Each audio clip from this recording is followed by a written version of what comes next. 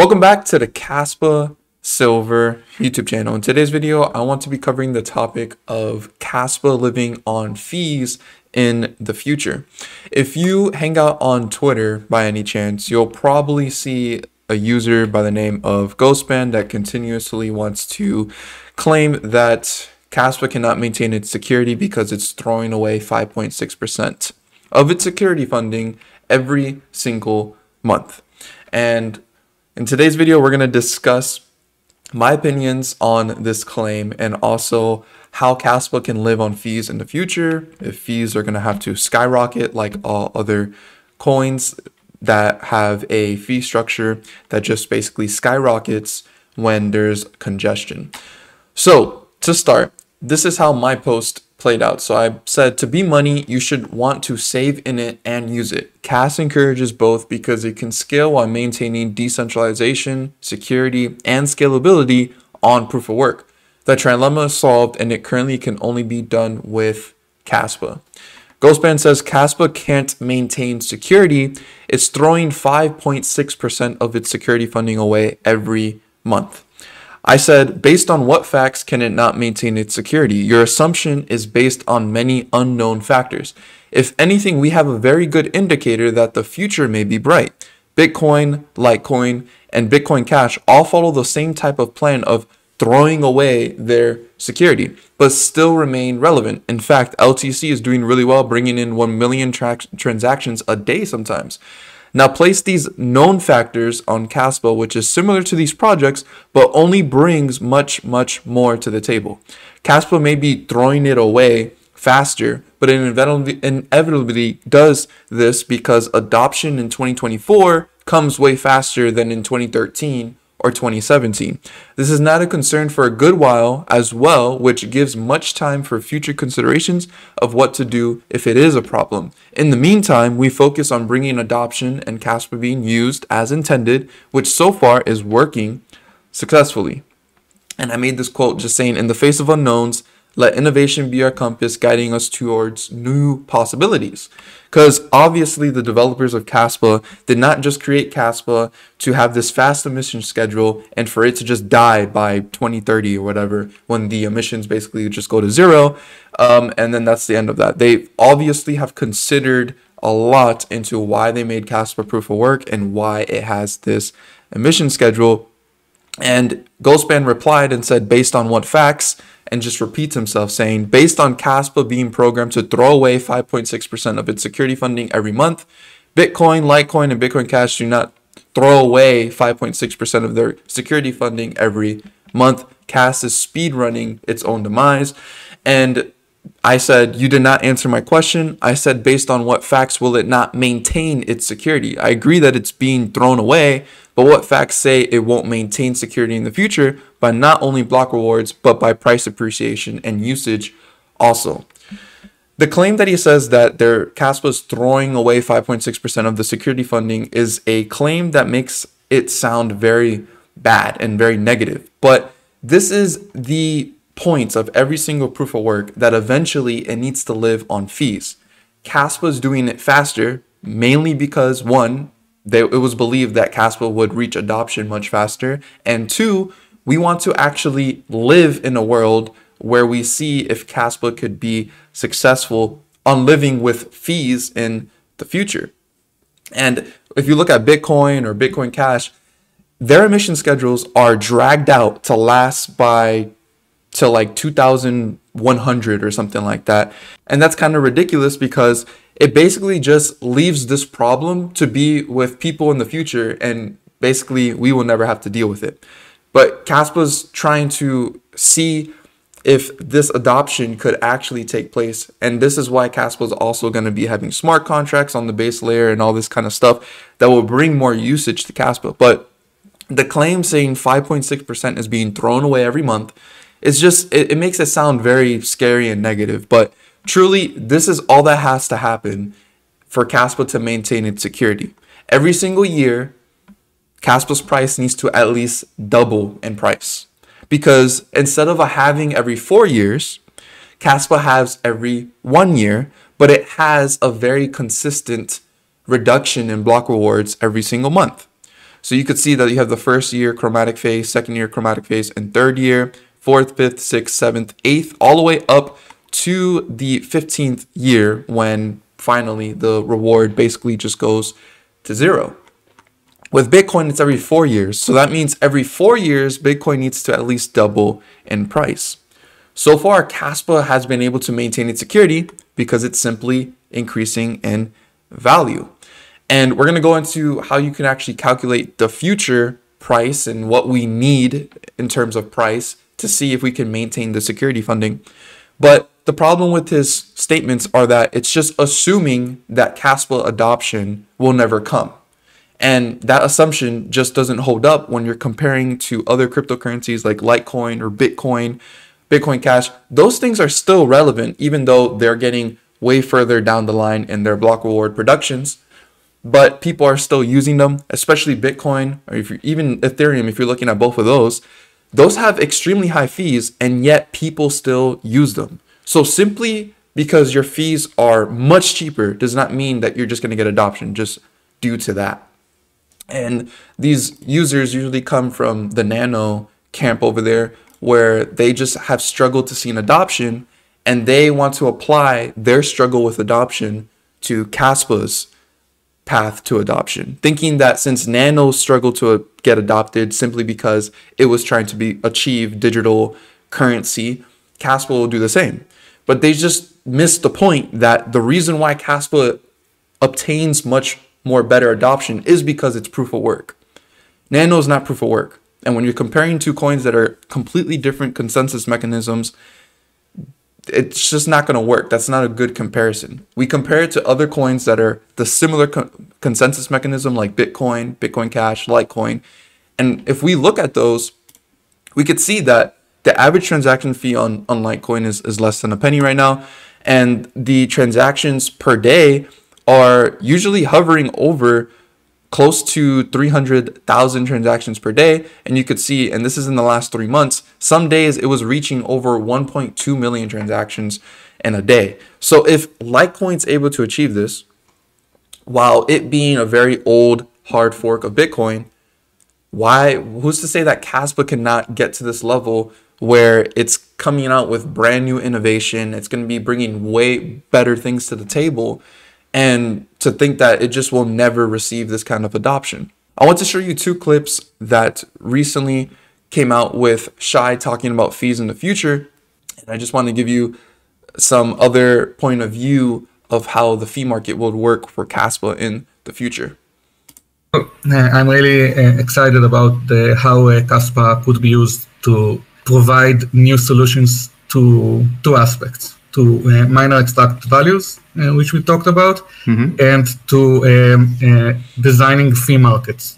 Because there is this thing that everybody knows, but is actually untrue, that in a proof of work, you have the network must be congested for the fee market to be active. You see this very dichotomous dynamic. If the network is congested, then you have a bidding war and people start increasing the fees. And if the network is not congested, then there is a race to the bottom, because you know that even if you pay very little fee, you're still going to get included, right?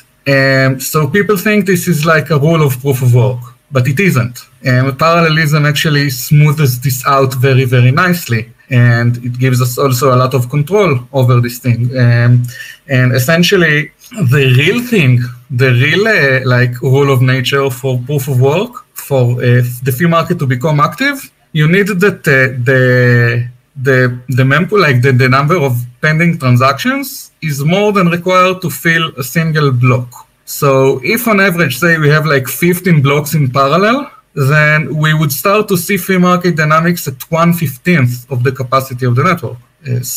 And we can control this. There are all sorts of things we can do to elastically play with the supply of block space to control this effect and design a fee market which is active and has much healthier dynamics on both sides.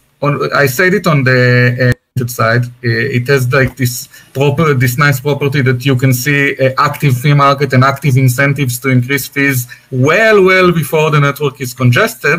But on the other hand, it's not a bidding war dynamic. In Bitcoin, you only need to be one Satoshi more than the cheapest transaction which is about to be in the block to take its place. And here we have this more of a probabilistic thing where if you want to meaningfully increase your chance to be included faster, you need to meaningfully increase the fee.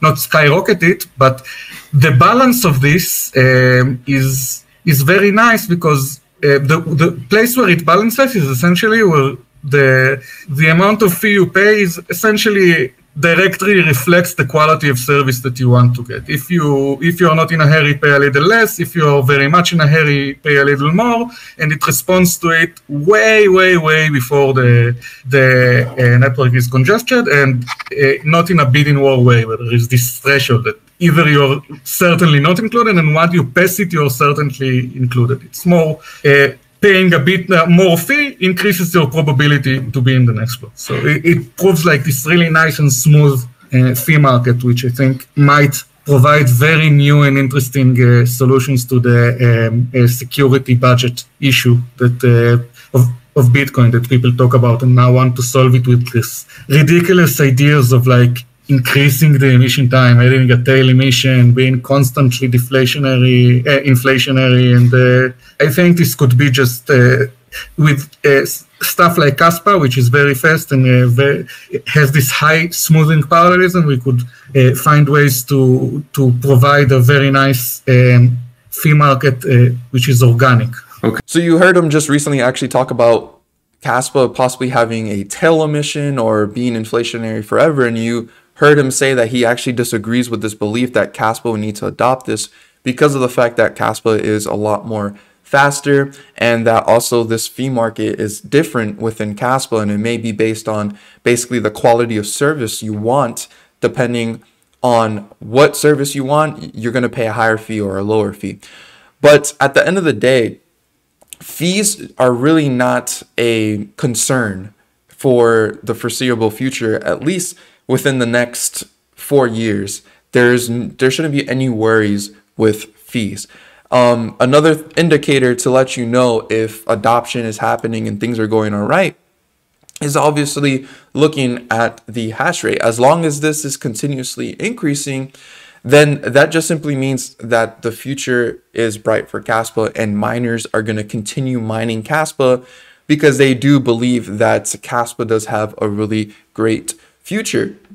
And because this is always going up, we know that clearly there is maintaining of security because these miners are staying plugged in.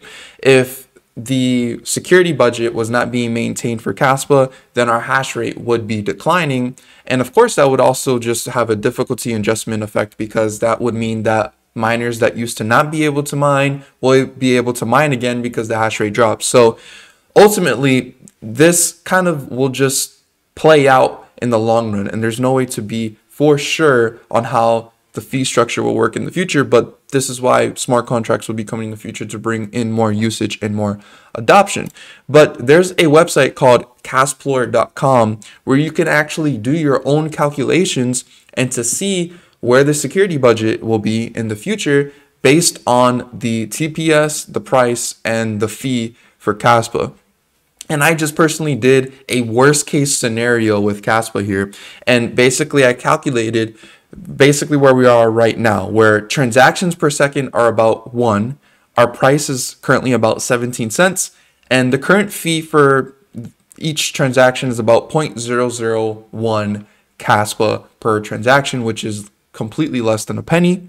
And if we look at where we're at right now, you could see that the yearly reward in USD is about $701 million. And so I decided to think about 4 years down the line, and let's say worst case scenario, everything stays the same except for the price. TPS is still 1 TPS, and the fee is still 0.001 Kaspa. What price do we need for the yearly reward to still remain $701 million within 4 years from now? And simply, all Kaspa needs to do is by 2028, it needs to at least be at $2.70. And the yearly reward in 2028 on the first month of 2028, you could see it's at $737 million. So 4 years down the line, I can pretty much assume that Kaspa will probably be able to achieve this kind of price point. A lot of people think it's going to achieve this price point within the next year or two. So this is like worst case scenario. And you could see that one way to maintain the security budget is by the price appreciating.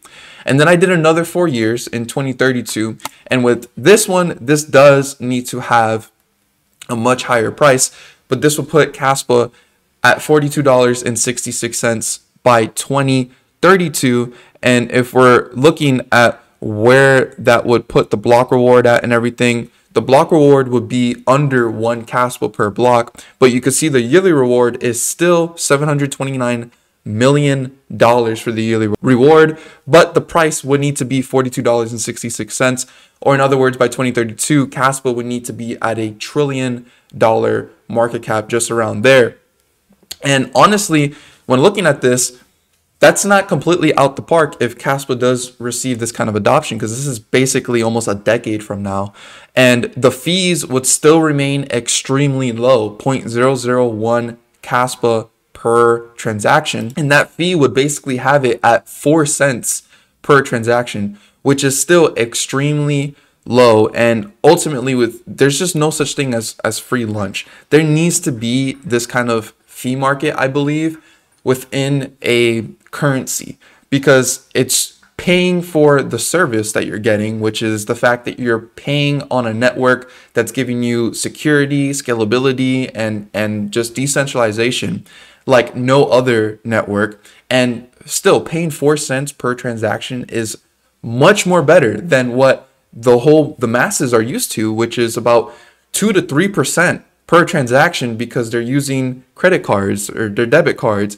You pay a 2 to 3% fee on that, and that is a 4 cent fee per each transaction is much better than paying the couple dollars they're paying for each single transaction. So, but again, this is worst case scenario. This is if Kaspa doesn't even get more than 1 transaction per second, which clearly we're going to be moving to 10 blocks per second, which would mean that at least there would be 10 transactions per second, and there's going to be smart contracts in the future, and we also don't know where the adoption is going to be in the future. So this is worst case scenario where we can only rely on the price appreciating to maintain the security budget. But there's just a lot of other factors that go into this that is just hard to calculate. So ultimately, Kaspa living on fees in the future is a little bit unknown. Yes, it's not for certain, but there's just a lot of past things that we can look at, such as Bitcoin and Litecoin, and also the fact that Kaspa is going to be bringing a lot more developments in the future, like smart contracts. We also cannot assume that the developers are not working on different ways to adjust the free structure to actually make it sustainable. So they've been able to solve a lot of problems with Kaspa and proof of work. And who's to say that they are not coming up with another solution for the fee market in the future? But ultimately, this emission schedule is at least delaying the inevitability for the time being. And clearly, this is not even something to be worried about, at least for the next 4 years at all, in my opinion. So yeah, if you want to head to that website and do your calculations to see where Kaspa needs to be able to maintain its security budget, you can head over to this website called Kasplor.com. So thank you guys so much for watching this video. I hope this kind of explained this fee market issue a little bit better and help you guys understand it a little bit better. But ultimately, like I said, I don't think it's something to even be worrying about for at least the next 4 years at all. So thank you guys so much for watching. Please leave a like on the video and also subscribe to the channel if you guys are new around here. And as always, don't be average, be different.